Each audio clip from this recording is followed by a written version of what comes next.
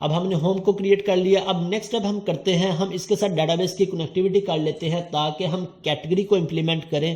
तो categories database में से आ रही हों, प्रोडक्ट्स मेरी डाटाबेस में से आ रही हों।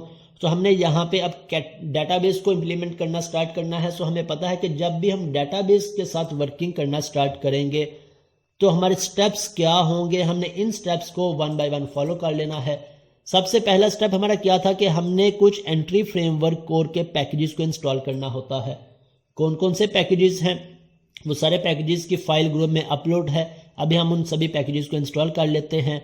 देन हमने एक फोल्डर ऐड करना है डाटा के नाम से, और इस फोल्डर के अंदर हमने अपनी कनेक्शन स्ट्रिंग को डिफाइन कर देना है। कनेक्शन स्ट्रिंग कैसे डिफाइन करेंगे, हमें पता है हम डीबी कॉन्टेक्स्ट क्लास के अंदर एक फंक्शन क्रिएट करते हैं जिससे हम ओवरराइड करते हैं किस फंक्शन को, ऑन कॉन्फ़िगर फंक्शन को, और इसमें अपनी कनेक्शन स्ट्रिंग डिफाइन कर देंगे। सो इन स्टेप्स को हम वन बाय वन इंप्लीमेंट कर लेते हैं। मैं यहाँ से जाके पहले एंट्री फ्रेमवर्क कोर के पैकेजेस को इंस्टॉल कर लेता हूँ, ब्राउज, और यहाँ से एंट्री फ्रेमवर्क कोर मैंने पैकेज सेलेक्ट किया और यहाँ से मेरी एप्लीकेशन, और मैं लेट्स से इंस्टॉल पे क्लिक कर देता हूँ। मैंने जैसे इंस्टॉल पे क्लिक किया मेरे पास एक एरर आ जाएगा। लेट्स से मैं इस पे आई एक्सेप्ट पे क्लिक कर देता हूँ, तो अब मेरे पास एक एरर आ गया। ये इम्पोर्टेंट पॉइंट है, हमने किसी भी एरर को मिस नहीं करना होता, बल्कि उस एरर को अंडरस्टैंड करके इसका सोल्यूशन अपने पास रखना होता है। मेरे पास फर्स्ट एरर क्या है, package restore failed, rolling back package changes for web application. Okay, next मुझे क्या कह रहा है कि एंट्री फ्रेमवर्क कोर 6.0.1 जोन सा वर्जन मैंने यहाँ पे सिलेक्ट किया था कोर का, is not compatible with .NET core app 3.1, कि ये वर्जन मेरी एप्लीकेशन के वर्जन या .NET कोर 3.1 के साथ कंपैटिबल नहीं है। सो इसके लिए हमें क्या इंस्टॉल करना है, साथ हमें इंस्ट्रक्शन भी दी गई हैं कि सपोर्ट किसे करेगा .NET 6 को। मीन्स या तो हम .NET 6 को इंस्टॉल कर लें या फिर यहाँ से अपने वर्जन को ड्रॉप कर लें, प्रीवियस वर्जन चूज कर लें। लेकिन सबसे पहले हमने ये देखना है कि हमारी एप्लीकेशन का वर्जन कौन सा है। सो हम किस तरह से अपनी एप्लीकेशन का वर्जन देख सकते हैं। मैं अपने इस प्रोजेक्ट पे राइट क्लिक करूँगा, इसकी अगर मैं प्रॉपर्टीज़ में आ जाऊँ तो यहाँ पे मेरे प्रोजेक्ट की सारी डिटेल मुझे डिस्प्ले हो जाएगी। यहाँ पे टारगेट फ्रेमवर्क जोन सा भी होगा वो आ रहा होगा। सो हमारी एप्लीकेशन का टारगेट फ्रेमवर्क क्या है, 3.1। तो यही हमारे पास एरर आ रहा है कि ये 3.1 इसके साथ कंपैटिबल नहीं है। सो मैं यहाँ से आके 6 की बजाय यूज़ कर लेता हूँ 5.0.12 को हम यूज़ कर लें या 13 को यूज़ कर लें।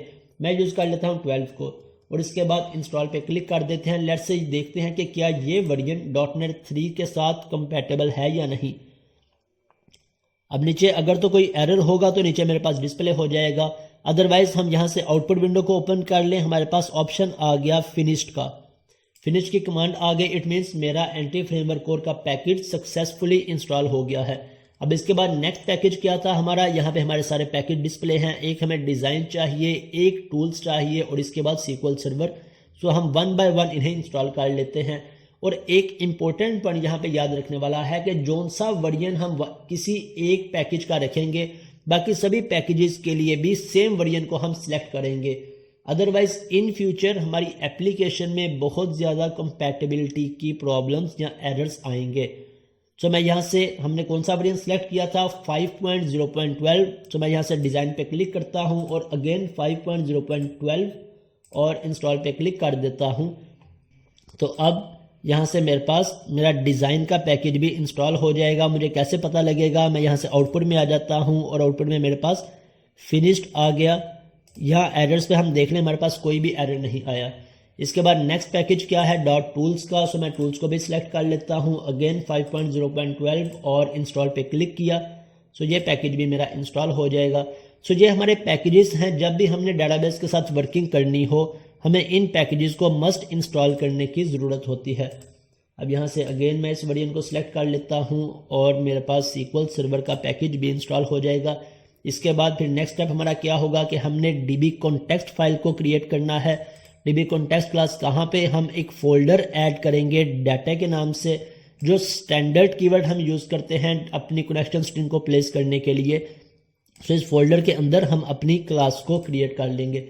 तो मैं यहाँ से आ जाता हूँ। सबसे पहले जब भी हम सी शार्प के अंदर कोई चेंजेस करें या कोई भी नया पैकेज ऐड करें तो हम अपने प्रोजेक्ट को एक दफ़ा रीबिल्ड लाजमी कर लिया करें, ताकि अगर कोई एरर हो तो हमें डिस्प्ले हो जाए, हम उसे फिक्स कर लें, अदरवाइज हम नेक्स्ट स्टेप्स को कंटिन्यू कर लें। ओके, मेरे पास कोई एरर नहीं आया, मेरे पास नीचे आ गया rebuild all 1 succeed and 0 failed, it means कोई एरर नहीं आया।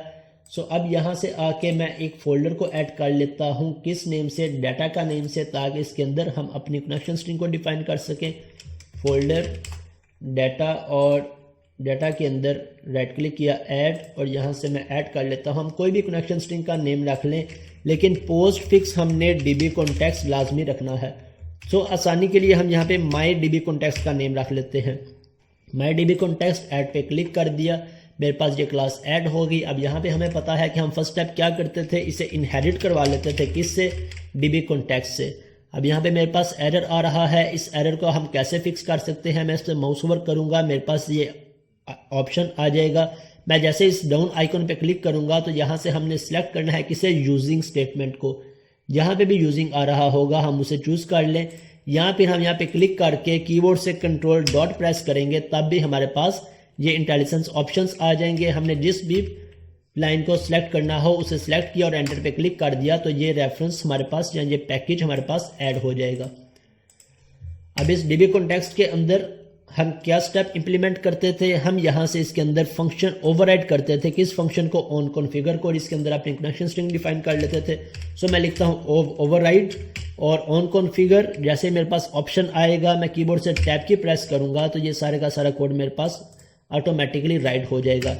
अब इसके अंदर कनेक्शन स्ट्रिंग कैसे डिफाइन करते हैं, ये सभी प्रीवियस क्लास के कॉन्सेप्ट्स हैं। मैं लिख लेता हूँ यहाँ से SQL सर्वर, और इस कनेक्शन स्ट्रिंग को मैं कॉपी करता हूँ और यहाँ पे आके इसमें पेस्ट कर देता हूँ।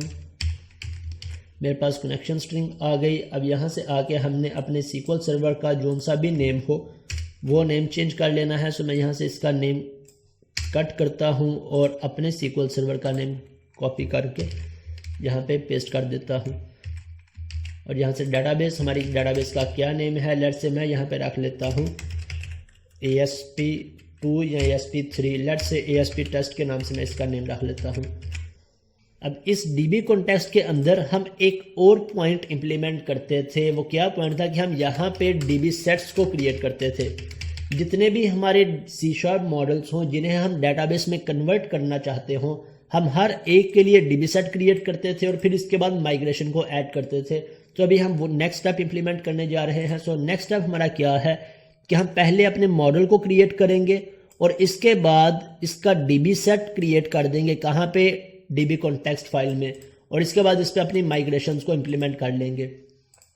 तो यहाँ से आके मैं मॉडल क्रिएट कर लेता हूँ। किसका? कैटेगरी का। मॉडल्स पे राइट क्लिक किया, ऐड, और यहाँ से हमने क्रिएट किसे करना है? C# क्लास को। सो क्लास को सिलेक्ट किया और यहाँ से मैं क्लास का नेम रख लेता हूँ, लेट्स से कैटेगरी।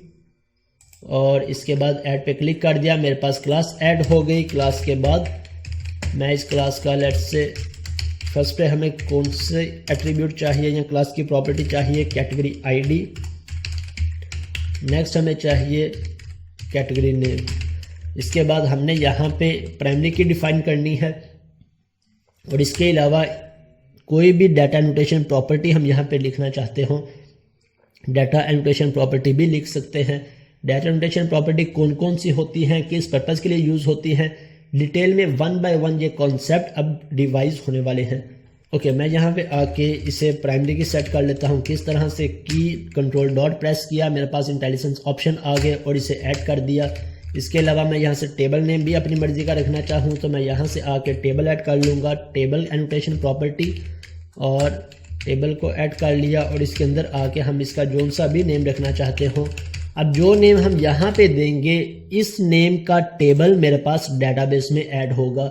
अगर मैं यहाँ पे कोई नेम नहीं दूंगा तो बाय डिफ़ॉल्ट जो मेरी क्लास का नेम होगा इस नेम का टेबल डेटाबेस में ऐड होगा। अदरवाइज हम खुद से डिफाइन करना चाहें तो हम यहाँ पे इस क्लास का नेम या टेबल का नेम डिफाइन कर सकते हैं। सॉरी, बाय डिफ़ॉल्ट यहाँ से ऐड नहीं होगा, जो सा नेम हम DB कॉन्टेक्स्ट में देंगे उस नेम का टेबल डेटाबेस में ऐड हो जाएगा। तो मैंने यहाँ पे नेम दे दिया, लेट्स इसी तरह से कैटेगरी ही रहने दिया। इसके बाद मेरे पास 2 प्रॉपर्टीज़ हैं, एक कैटेगरी ID और कैटेगरी नेम। अब मुझे इसे डेटाबेस में कन्वर्ट करना है। सो फर्स्ट स्टेप क्या है कि पहले मुझे डीबी कॉन्टेक्स्ट में इसके अकॉर्डिंग एक डीबी सेट क्रिएट करना पड़ेगा।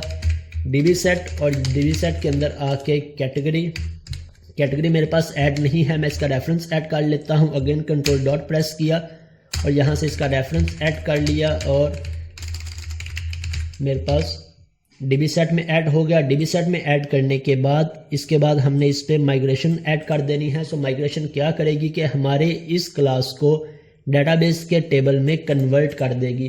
सो लेट्स से चेक कर लेते हैं। यहाँ से आके मैं माइग्रेशन को ऐड करता हूँ, ऐड माइग्रेशन, कोई भी हम इसका नाम रख लें, हम इसका लेट्स से इनिशियल क्लियर नाम रख लेते हैं। और अब यहाँ पे मेरे पास माइग्रेशन फाइल ऐड हो जाएगी। हम पहले इस फाइल को चेक कर लेंगे कि क्या हमारे रिक्वायरमेंट के अकॉर्डिंग ही डाटा ऐड हो रहा है। जो अभी कॉलम्स हमें चाहिए थे, एक हमें चाहिए था column category ID, category name और प्राइमरी की, जिसे हमने सेट किया था, हमारे वो कॉलम ऐड हो गए। अब यहाँ से आके हम इस पे अपडेट डाटाबेस की कमांड अप्लाई कर लेते हैं। Update database, update database. So मेरे ये टेबल डाटाबेस के अंदर ऐड हो जाएगा। हम इसे वेरीफाई कर लेते हैं। मैं यहाँ से आके अपने डाटाबेसेस को रिफ्रेश करता हूँ। डाटाबेसेस पर राइट क्लिक किया, रिफ्रेश, और हमने किस नेम का डाटाबेस क्रिएट किया था, ASP टेस्ट के नाम से। और ASP टेस्ट को अगर मैं एक्सपेंड करता हूँ, टेबल्स का ऑप्शन, टेबल्स को एक्सपेंड करूँगा तो यहाँ पे मेरे पास मेरा टेबल आ गया। कैटेगरी, और कैटेगरी के अंदर हमने दो कॉलम्स डिफाइन किए थे, एक कैटेगरी ID और एक नेम का।